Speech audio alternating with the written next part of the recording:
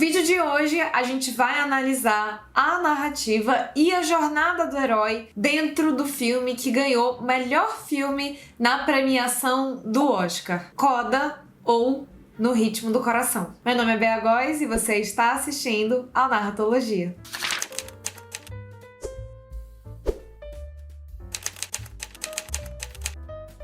Se você me acompanha aqui no canal há um tempo, se você chegou agora, mas já assistiu algum vídeo meu, você já deve saber que Coda, que este filme é um filme de narrativa clássica. Se você não faz a menor ideia do que é narrativa clássica, eu vou te explicar. Narrativa clássica é um modo narrativo, como eu explico aqui nesse vídeo em que eu falo dos 3 principais modos narrativos, clássico, moderno e contemporâneo. Nesse tipo de narrativa, a gente tem uma jornada do herói. Na realidade, a jornada do herói é a narrativa clássica, né? Jornada do herói, monomito, goal-oriented plot, arc plot, né, que é o termo que eu mais gosto de usar, são algumas das maneiras que você tem de chamar a narrativa clássica, né? Sempre que a gente tá falando desses termos, a gente tá falando praticamente de sinônimos. Geralmente, nos vídeos aqui do canal, eu analiso o arc plot, que é um conceito desenvolvido pelo Robert McKee, o autor deste livrinho roxo que está aqui em cima, e no arc plot, a gente tem 5 pontos principais da narrativa. Entretanto, nesse vídeo aqui, como muitos de vocês têm pedido ultimamente,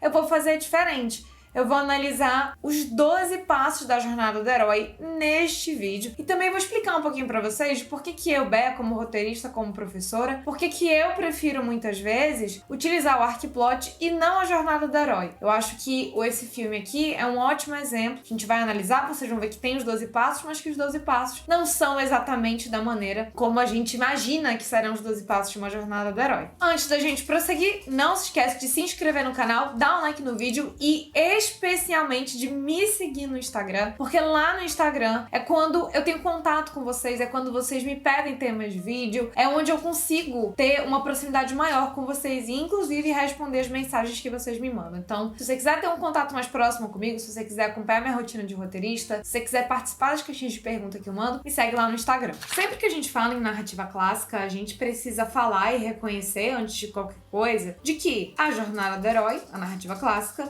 ela sempre fala de um protagonista que se transforma. O que isso quer dizer? Isso quer dizer que eu tenho um único protagonista que vai sofrer uma transformação ao longo de uma jornada. Então ele vai passar por vários eventos até que ele se transforma ao final dessa jornada. Isso vale para o arc plot, para a jornada do herói, para qualquer conceito de narrativa clássica que você encontrar. E com isso também existem alguns parâmetros que a gente tem na narrativa clássica. Então eu tenho um protagonista, eu tenho também uma problemática de caráter, que é esse defeito que ele vai transformar ao final da jornada, e eu tenho um conflito. E o conflito é formado por alguma coisa que o protagonista quer e o fato de que o que impede de consegui-lo isso é ou está relacionado com a sua problemática de caráter. Isso eu vou elucidar pra vocês já aqui. Em Coda ou No Ritmo do Coração, nossa protagonista é a Ruby e a problemática de caráter dela é não conseguir se impor em relação à sua família. E tem um fato muito interessante, pra quem não conhece esse filme, Ruby é a única que tem audição numa família de surdos. E essa família dela depende muito dela. Ela tem o pai, a mãe e o irmão mais velho, todos eles são surdos. Então, eles dependem muito dela, que é quem consegue escutar e falar pra basicamente tudo. E o que acontece? Ela tem muita dificuldade de se impor em relação a essa família. E é muito curioso, gente, porque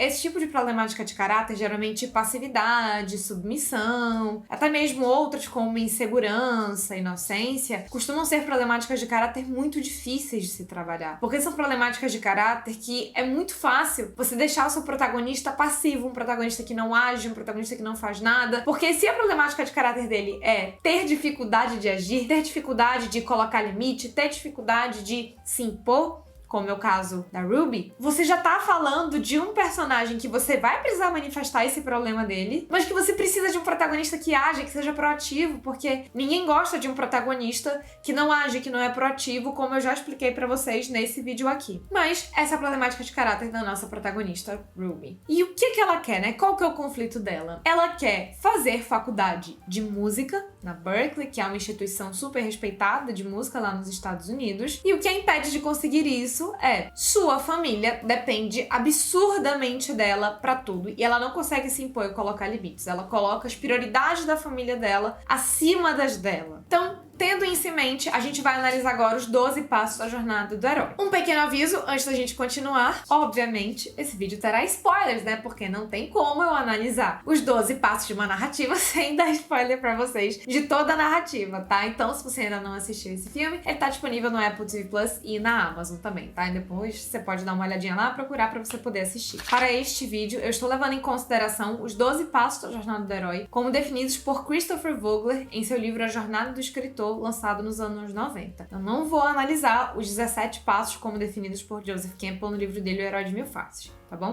Primeiro passo, mundo comum. Nossa protagonista, Ruby, é o único membro que escuta numa família de surdos. Então, a gente entende como é esse mundo comum dela, a gente entende como é que é a rotina dela, a gente vê como ela é essencial para a família dela, a gente vê como a família dela depende muito dela e ela também tem essa relação de sempre colocar as necessidades e as prioridades da família dela acima das dela. E a gente também vê que a Ruby adora cantar. Em seguida, a gente passa para o chamado aventura, que é o momento em que o professor dela de canto convida ela para fazer audição. Ele fala para ela: você tem talento, você deveria fazer audição para entrar na Berklee, na faculdade de música, porque você tem muita aptidão para isso. E, obviamente, como todo protagonista de Jornada do Herói, a gente passa para o próximo passo, que é a recusa do chamado. Então, a Ruby fala: não, eu não nasci para isso, não faz sentido, minha família é de surdos, eu não tenho como fazer música, porque minha família nunca vai me escutar, minha família vai ficar completamente alheia dessa parte da minha vida. Como assim? Eu vou trabalhar com música e minha família é surda, eles nunca vão me escutar, eu nunca vou conseguir produzir nada pra eles, né? Ela tem uma grande dificuldade de pensar como que ela consegue unir esses dois mundos, o mundo da música e a família dela.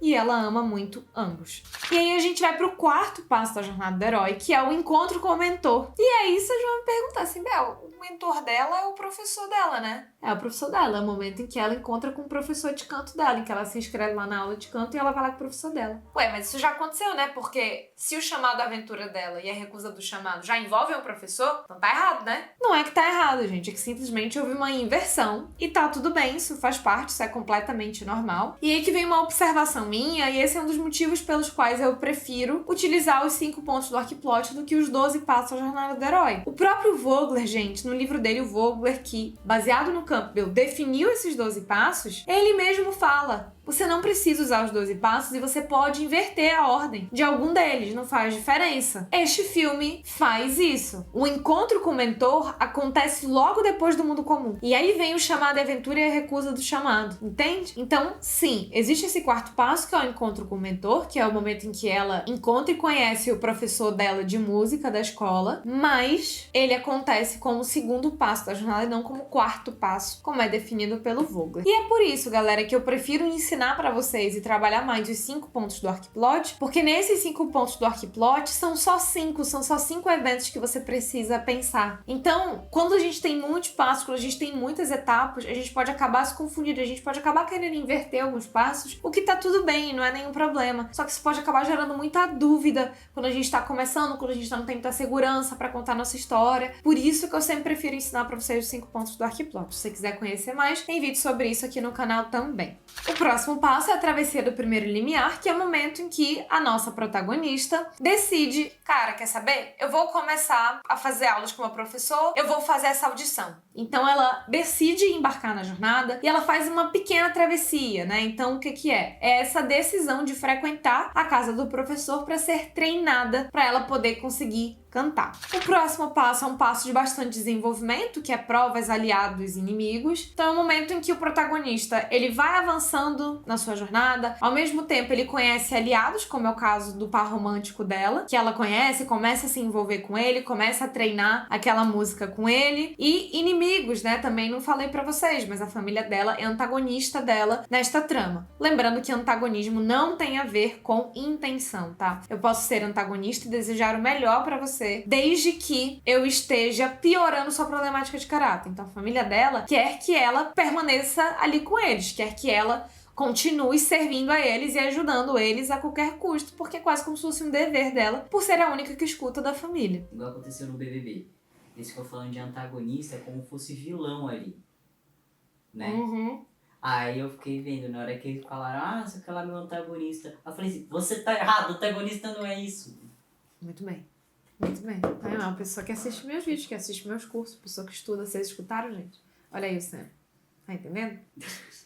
Então, nesse momento, ela começa a conviver também com a família dela e tendo que conciliar as duas coisas. E a gente passa pro próximo passo, que é a aproximação da caverna secreta, que é esse momento da jornada do herói em que o protagonista, ele começa a se aproximar de uma grande provação, que vai ser o próximo passo, ele começa a se aproximar daquilo, ele começa a repensar, ele começa a ter problemas, ele começa a ter muitas dificuldades, a coisa começa a aumentar a tensão dramática, tá? Então, nesse passo, a família dela abre a cooperativa. Isso faz com que ela se comprometa muito em ajudar e em apoiar a família dela.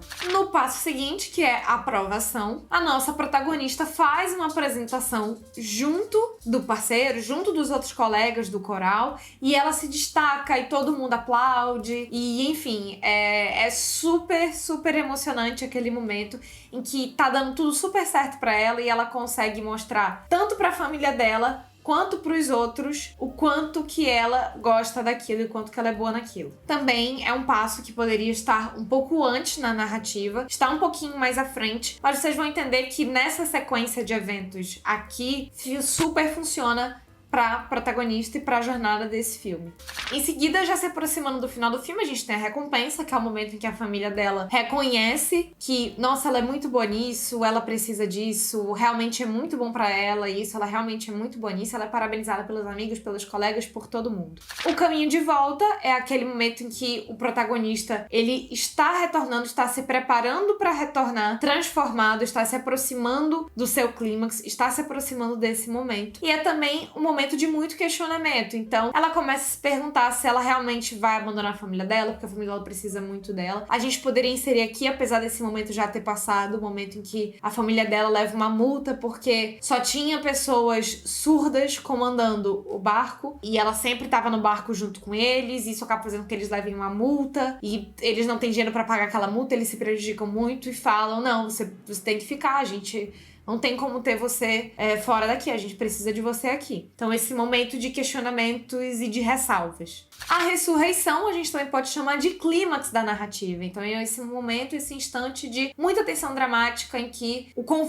grande momento acontece. E é, obviamente, o momento em que a Ruby faz a audição dela para Berkeley. Então, ela chega atrasada aí, ela quase não consegue chegar, mas ela vai junto da família dela, todos eles vão lá, e ela consegue e faz aquela apresentação super emocionante, em que ela tá cantando e ela também tá fazendo linguagem de sinais pra família dela, pra eles entenderem e pra eles saberem o que ela tá cantando.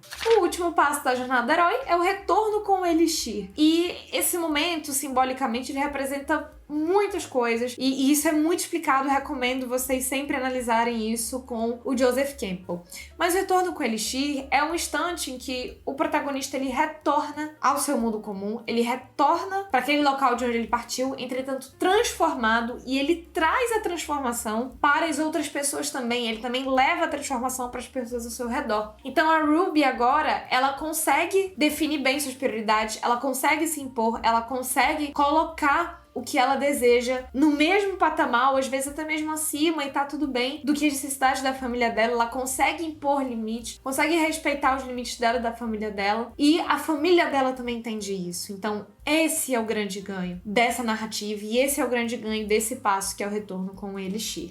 Se você quiser se tornar meu aluno hoje, você pode. As vagas pro meu curso de formatação, em que eu te ensino a escrever um roteiro, estão sempre abertas. E eu também quero te convidar para o meu curso gratuito, Como Vender o Seu Roteiro. Ele é um curso gratuito que eu ministro periodicamente, mas o link que tá aqui na descrição, ele é sempre atualizado, então você pode clicar nesse link e você vai ver lá a próxima data em que eu vou ministrar esse curso, você já coloca na sua agenda, você se inscreve lá para você poder participar. Mas, de novo, se você quiser ser meu aluno hoje, as vagas pro meu curso de formatação de roteiro, em que eu te ensino a escrever um roteiro, estão sempre abertas. Não se esqueça de deixar um like nesse vídeo, se inscrever no canal, me seguir no Instagram, e eu aguardo vocês no nosso próximo vídeo. Muito obrigada pela sua audiência.